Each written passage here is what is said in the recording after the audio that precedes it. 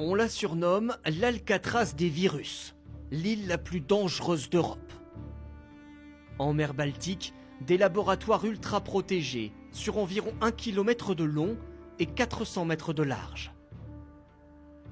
Comment sont conservés ici des centaines de virus potentiellement mortels pour l'homme? Thomas Mettenleiter dirige ce centre de recherche hors norme. Il fait partie de la petite dizaine de personnes seulement autorisées à s'approcher des virus les plus dangereux, comme la rage ou la fièvre jaune.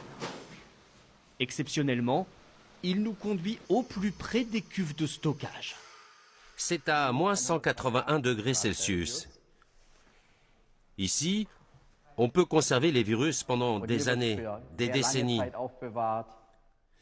C'est là qu'il y a les bacs de stockage, à des températures très basses. Mais je ne suis pas équipé pour les manipuler et je vais refermer très vite. On a des virus très pathogènes dans la zone encore plus protégée, comme la fièvre afteuse pour les animaux ou pour les humains, Ebola. Des cuves d'azote liquide soigneusement fermées. Le taux d'oxygène dans la pièce est mesuré en permanence pour détecter la moindre fuite et donner l'alerte.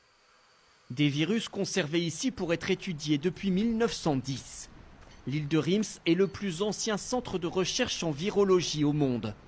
Utilisé par les nazis pour des recherches sur les armes biologiques, l'Institut se concentre depuis sur la mise au point de vaccins, avec 450 employés et pas moins de 10 000 animaux. On a par exemple des sangliers. Et là, ce sont des alpagas qui produisent des anticorps très particuliers. Il n'y a pas d'autre possibilité que de tester sur des animaux pour avoir des résultats fiables. Les vaccins développés ici permettent de lutter notamment contre la peste porcine ou la rage du renard. Et voici l'animal qui propage le plus de maladies, le moustique. Et notamment cette espèce, le moustique tigre. Longtemps confiné aux zones tropicales, il est apparu en France et en Allemagne il y a quelques années.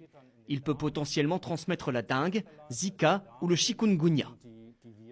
Le virus se répand partout dans le moustique, jusque dans les glandes salivaires. Et à la prochaine piqûre, le virus pourra être transmis par la salive à la personne qui se fait piquer. Cette équipe mène donc des tests génétiques, là aussi très sensibles, sur l'ADN des virus eux-mêmes. C'est une étape importante, car ça nous donne des informations pour empêcher leur multiplication et savoir comment les combattre. Des travaux stratégiques.